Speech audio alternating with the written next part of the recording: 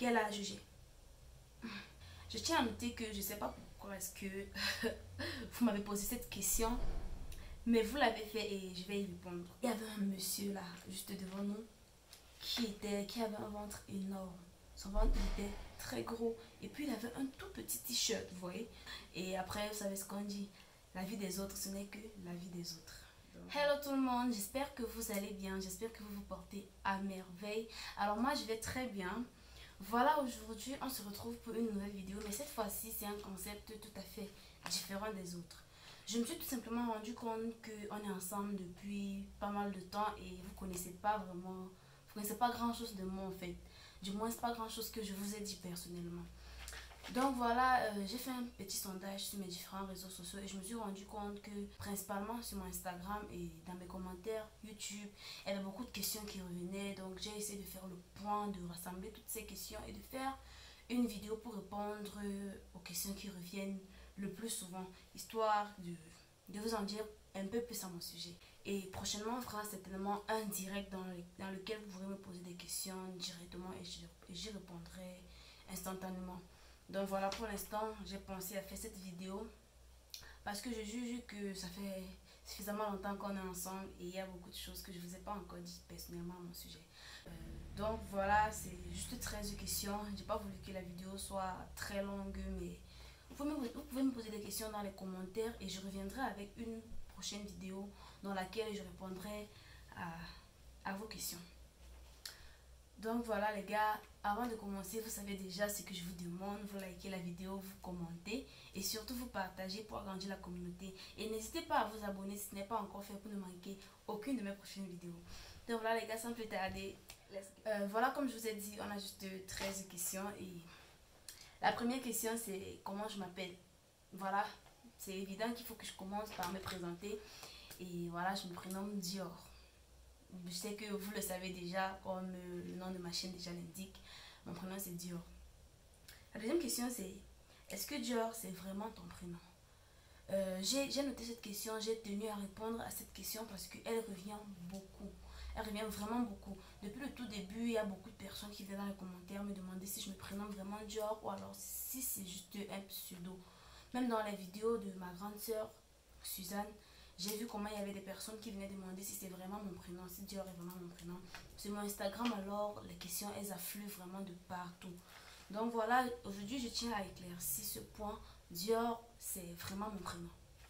Donc, il y a beaucoup de personnes, beaucoup de connaissances dans la vie réelle qui me demandent tout le temps, mais ton père, il était inspiré, le prénom vient de qui? De ta mère ou bien de ton père? Et voilà, je sais pas. Je ne sais pas si c'est mon père ou bien si c'est ma mère qui a choisi ce prénom, je ne sais absolument pas. Je ne me suis jamais vraiment posé de questions à ce sujet. Donc voilà la prochaine question. As-tu peur du regard des autres? Non, absolument pas. Mais ça n'a pas toujours été comme ça. À la base, quand j'étais beaucoup plus jeune, il faut dire que j'avais ce besoin de bien faire les choses, vous voyez. J'étais légèrement perfectionniste, on va dire. Parce que je me demandais tout le temps, est-ce que ce que je fais est assez bien et tout. Et avec le temps, j'ai compris que, bah voilà, que ce soit bien ou mal, les gens ils vont parler, les gens ne seront pas satisfaits. Et déjà, de toute façon, c'est pas ces personnes qu'on essaie de satisfaire, c'est soi-même. Donc, j'ai appris à me plaire et à me satisfaire moi-même avant les autres. Et après, vous savez ce qu'on dit, la vie des autres, ce n'est que la vie des autres. Donc voilà. La prochaine question, c'est, as-tu toujours été féminine? Ah ça non. Et je pense que ces personnes qui m'ont posé cette question ont certainement dû voir mes photos d'il y a plusieurs années de cela. Je n'étais vraiment pas féminine, je vous assure. J'étais genre garçon manqué, comme on le dit couramment. J'étais vraiment garçon manqué et j'étais accro au sport, notamment l'athlétisme. Déjà que je représentais mon lycée dans les disciplines telles que le saut en hauteur, la gymnastique au sol et la course de vitesse. Donc voilà, j'étais vraiment pas féminine. J'avais un corps de petit garçon et bizarrement je complexais pas du tout. C'est aujourd'hui quand je regarde mes photos que je me rends compte que j'ai vraiment beaucoup changé. J'adorais le sport, ce qui fait que j'en faisais tout le temps et ça m'avait un peu assez musclé, vous voyez. Du coup, voilà, je faisais beaucoup de saut en hauteur, c'était vraiment ma discipline favorite. Mais après, je faisais également de la gymnastique au sol et on va dire que j'aimais le sport, voilà, j'adorais le sport. Donc, j'ai pas toujours été féminine. Ça fait juste quelques années de cela, on va dire 3 4 années déjà que j'ai commencé à me faire des tresses et plus. J'étais pas vraiment très féminine. Voilà. La prochaine question, c'est combien d'enfants aimerais-tu avoir? Je tiens à noter que je sais pas pourquoi est-ce que vous m'avez posé cette question, mais vous l'avez fait et je vais y répondre. Donc voilà, j'aimerais en avoir 3 ou 4 à la limite. C'est beaucoup plus si prête à Dieu. Donc voilà, pour l'instant, c'est ce que j'aimerais avoir personnellement. Et vu que j'ai pas encore d'enfants, j'ai pas vraiment trop envie de me prononcer sur le sujet parce que ça peut changer d'un moment à l'autre. La prochaine question, c'est quelle est la situation de la vie dans laquelle j'ai eu le plus honte? Vous voyez, quand je lis la question, ça me fait déjà rire. J'en ris, mais ça m'avait vraiment foutu une honte de malade. Voilà, je me rappelle, je vous ai déjà fait une vidéo dans laquelle je vous racontais cette histoire, l'histoire la plus gênante que j'ai eu à vivre. Mais voilà, pour ceux qui n'ont pas regardé la vidéo, je vais vous raconter l'histoire. Et si vous voulez regarder la vidéo, vous pouvez faire un tour sur ma chaîne. Dans les vidéos précédentes, je pense qu'il y a une vidéo dans laquelle je vous raconte cette histoire. Mais voilà, c'était il y a à peu près, je dirais, 3 à 4 années de cela.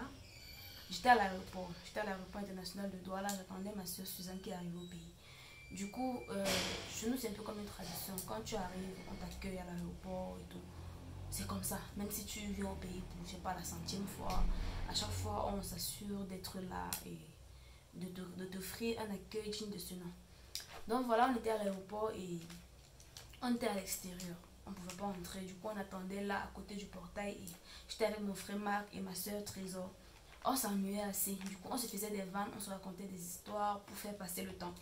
Et il y avait un monsieur là, juste devant nous, qui avait un ventre énorme. Son ventre était très gros. Et puis, il avait un tout petit t-shirt, vous voyez. Son t-shirt, il n'arrivait même pas à son nombril. Et puis, son pantalon était en dessous des fesses. Il y avait ses fesses encore dehors, qui étaient... Franchement, il était pas très bien habillé. On dirait qu'entre temps, il avait pris le poids et il n'avait pas pensé à refaire sa garde-robe. Donc voilà, le monsieur, je tapote mon frère Marc et je lui dis, regarde ce monsieur avec son gros ventre. Mais j'ai dit ça en patois, en ma langue maternelle. Je lui dis en ma langue maternelle, regarde ce monsieur avec son gros ventre. Et puis il regarde, il éclate de rire, ma soeur aussi. On se met à rire et à se faire des vannes sur son ventre. On se dit, mais peut-être que quand ils font des enfants, c'est lui qui porte la grossesse. Vous voyez le genre, quoi. On faisait des blagues sur le sujet. Et puis je disais, mais attends, c'est le t-shirt de son enfant qui l'a porté ou quoi? Il est véhiculé, il a un téléphone de cette envergure à la main et il n'est même pas capable de s'acheter un t-shirt de 5000 francs. Et puis on parlait et puis on riait. Le monsieur nous a regardé. Le monsieur s'est tourné, nous a regardé d'un air, mais pourquoi vous parlez de moi? Et puis j'ai dit à mon frère, mais il nous regarde pourquoi? Comme s'il pouvait comprendre ce qu'on dit. Et puis on se met à rire. Voilà, le temps passe, peut-être 1 à 2 heures de temps, vu qu'on attendait assez longtemps à l'extérieur. Le monsieur décroche un appel. Apparemment, la personne que le monsieur attendait à l'aéroport est arrivée. Le monsieur décroche un appel et devine à quelle langue il parlait. En patois. Le même patois que le nôtre. C'est-à-dire, il parlait si bien la langue que je suis sûre qu'il a compris. Oh mon Dieu. La honte. La honte. Je n'ai pas su où me mettre. J'avais honte à un point. Mon Dieu. C'était vraiment la situation la plus gênante dans laquelle je me suis retrouvée. Donc voilà les gars, la prochaine question c'est comment est-ce que tu te sens dans ta peau? Voilà, déjà je tiens à dire encore une fois de plus que je ne sais pas pourquoi on m'a posé cette question, mais je me sens très bien dans ma peau. Comme je l'ai dit dans la question précédente, il y a eu un moment où je me posais tout le temps des questions, j'étais un peu perfectionniste, mais aujourd'hui j'ai réussi à m'apprécier avec mes défauts, mes qualités, mes imperfections et tout. Ce qui était pour moi des complexes à l'époque sont devenus à peu près une source d'assurance pour moi. Donc voilà, je me sens très bien dans ma peau. La prochaine question, tu es plutôt make-up ou pas? Autant vous dire que vous faites un tour sur ma page et vous verrez vous-même la réponse à la question. Je suis pas vraiment, pour ne pas dire pas du tout, make-up. Pourquoi? Bah tout simplement parce que j'ai l'impression que ça me bouche un peu les pores du visage. Mon visage il respire pas assez. Les rares fois où j'ai fait du make-up sur ma peau, j'ai pas pu tenir plus de 30 minutes avec. À chaque fois, j'avais envie d'essuyer mon visage. C'est-à-dire, j'avais l'impression que mon visage, il respirait pas, qu'il était en train d'étouffer sur toutes ces couches de je sais pas trop. C'est pas que je juge ceux qui le font, c'est vraiment très beau. Le rendu est impeccable, mais moi, j'arrive pas. Donc, c'est pas mon délire en fait. À la limite, je me fais juste un trait d'eyeliner. J'adore le trait d'eyeliner juste parce que ça ressort le regard. Et je sais pas si plus tard je me mettrai au make-up, mais pour l'instant, c'est pas mon délire. Et déjà, j'ai des taches de rousseur un peu de partout là sur le visage que j'adore. Et à chaque fois que je me suis fait le make-up, ça m'a littéralement changé parce que mes taches elles ont disparu.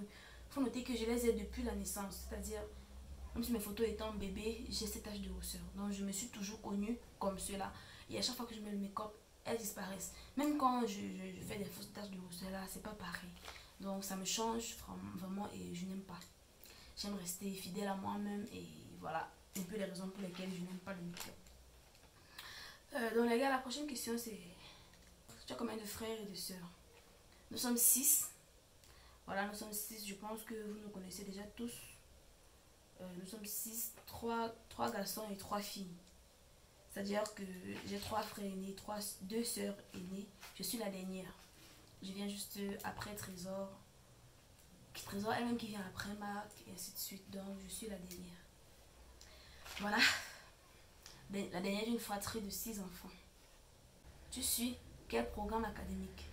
Voilà, cette question m'est revenue plusieurs fois dans ma vidéo précédente où j'ai fait un prank à ma soeur, où je lui faisais croire que voilà, j'ai envie d'arrêter l'école pour poursuivre ma carrière de youtubeur. Donc voilà, beaucoup de personnes m'ont demandé dans les commentaires de mes vidéos quel programme académique est-ce que je suis. Il y en a même qui sont venus sur mon Instagram me demander quel programme académique est-ce que je suis.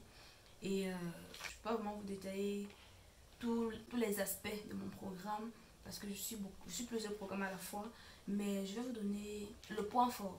J'étudie l'informatique. Voilà. J'étudie l'informatique, notamment la programmation, le réseau et la maintenance. Mon cursus de maintenance, il est achevé. Il s'est achevé l'an dernier. Et actuellement, je suis deux cursus. La programmation et le réseau. Programmation en quoi? Programmation en quel langage? Et tout ça. Je vais vous laisser vous faire votre petite idée à ce sujet. Quelle est la bêtise d'enfant que je regrette le plus? La bêtise d'enfant que je regrette le plus, je vais vous la raconter en une petite anecdote. Voilà, j'ai déjà également fait une vidéo dans laquelle je vous racontais cette histoire qui s'est achevée par une gifle de la part de mon proviseur. C'est une bêtise d'enfant, mais j'étais pas si petite que ça. Je faisais la 3e. Je me souviens, c'était le jour de la remise des bulletins. J'avais participé à une table ronde où je représentais l'établissement et je faisais également le programme de sénateur junior. Je ne sais pas si vous êtes au courant de ce programme. C'est un programme qui est lancé dans les 10 régions du pays où il y a une sorte de compétition et de table ronde à l'issue desquelles on élit 3 personnes qui vont en compétition régionale et qui à la fin vont siéger en tant que sénateur junior au Sénat pour représenter la région dans laquelle ils ont été élus. Donc voilà, j'ai participé à ce programme cette année-là et j'ai participé à beaucoup de tables rondes où je représentais l'établissement. Et voilà, j'avais reçu des prix. J'avais reçu un prix du délégué, je sais pas si c'était le délégué régional, un truc du genre. Ça fait très longtemps, je ne me rappelle plus vraiment.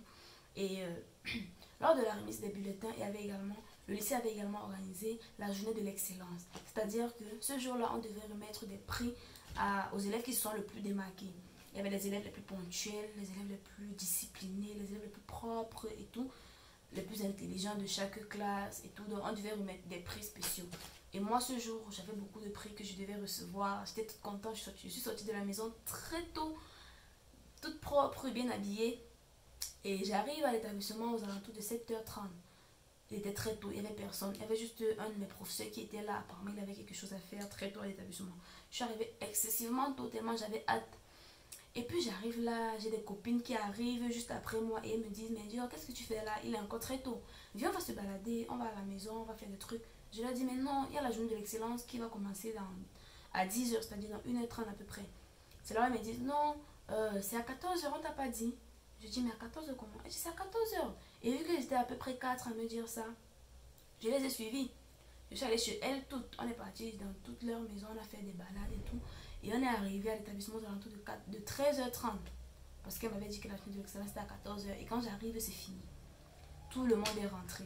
toutes ces personnes qui avaient été déléguées pour venir me remettre mes prix parce que j'avais remporté les tables rondes auxquelles j'ai participé. Toutes ces personnes sont rentrées avec parce que j'étais pas là, j'étais absente et franchement les gars, je regrette amèrement cette journée. Jusqu'aujourd'hui, je continue de me dire que j'aurais pas dû y aller, enfin voilà quoi, je préfère ne pas trop en parler parce que ça continue d'être pour moi une blessure profonde qui ne s'est pas encore cicatrisée. Voilà les gars, la prochaine question c'est quel âge j'ai? Quel âge est-ce que vous me donnez? Voilà, il y a beaucoup de personnes qui me disent bon, dans la vie réelle, il y a des personnes qui connaissent mon âge, ils me disent je fais beaucoup plus vieille que mon âge. Il y en a qui me disent que je fais beaucoup plus jeune. C'est vraiment un gros débat autour duquel je n'aime pas vraiment m'étaler. Donc voilà, il y a des personnes qui me connaissent personnellement, qui trouvent que je suis un peu plus mature que mon âge. Et il y a des personnes qui me connaissent pas si bien que ça, qui connaissent juste mes bêtises, qui trouvent que je suis beaucoup trop enfantine. Et il y a un gros dilemme autour de mon âge. Des fois, j'ai envie à me demander c'est quel âge j'ai vraiment. Donc voilà les gars, je vais vous laisser deviner mon âge, je vais vous laisser vous faire votre idée à ce sujet. Je pense que c'est beaucoup mieux comme cela. Et la prochaine question, c'est la prochaine et dernière question, j'aimerais le préciser. C'est tu fais quoi de ton temps libre? Voilà, cette question m'est beaucoup revenue. Qu'est-ce que je fais de mon temps libre? Je passe carrément tout mon temps, même le temps qui n'est pas libre, à lire. Je suis tout le temps plongée dans des romans, ou alors je suis en train de lire des articles sur le net, je suis tout le temps en train de lire. C'est-à-dire, il y a des fois, je passe carrément des semaines sans me connecter à Internet, sans faire un seul tour sur mes différents réseaux sociaux, parce que je suis là plongée dans des romans, je suis comme, comment dire, emportée dans un monde imaginaire, vous voyez un peu. Donc, mon temps libre, je le passe à lire. Je suis vraiment passionnée par la lecture. Ça, c'est un hobby pour moi. Je suis vraiment passionnée par la lecture. Donc, je dirais que ma passion, c'est la lecture. Donc, quand j'ai un tout petit peu de temps libre, je me plonge dans un roman. Et même quand j'ai pas de temps libre, c'est-à-dire entre deux pauses, je suis dans un roman. Donc, c'est comme si je vis dans un monde parallèle avec mes romans et tout. Donc voilà les gars, c'était tout pour ce FAQ. J'ai répondu à la plupart des questions qui sont revenues plusieurs fois dans mes commentaires, dans mes différents réseaux sociaux, comme je l'ai dit au début. Et si vous avez d'autres questions auxquelles vous aimeriez que je réponde, laissez-moi ces questions dans les commentaires ou alors sur mon Instagram, Dior Bonda. Ou alors gardez-les tout simplement pour lorsque je ferai mon direct et je pourrai répondre à vos questions directement. J'espère que vous en avez appris un peu plus à mon sujet. C'était un plaisir pour moi de faire cette vidéo et d'essayer de m'ouvrir un peu plus à vous parce que vous êtes là depuis le début, vous êtes fidèles et je pense que c'était la moindre des choses à faire. Donc voilà les gars, nous voici à la fin de cette vidéo. J'espère vraiment que vous avez aimé et que j'espère également que j'ai répondu à beaucoup de vos questions. Mais si ce n'est pas le cas, comme je vous l'ai dit, gardez-les tout simplement et j'y répondrai dans le direct. Voilà, likez déjà la vidéo si ce n'est pas encore fait, commentez-la, partagez pour agrandir la communauté et surtout abonnez-vous si ce n'est pas encore fait. Et on va se dire à très bientôt dans une nouvelle vidéo. D'ici là, portez-vous bien. Je vous aime, je vous adore. Bye bye.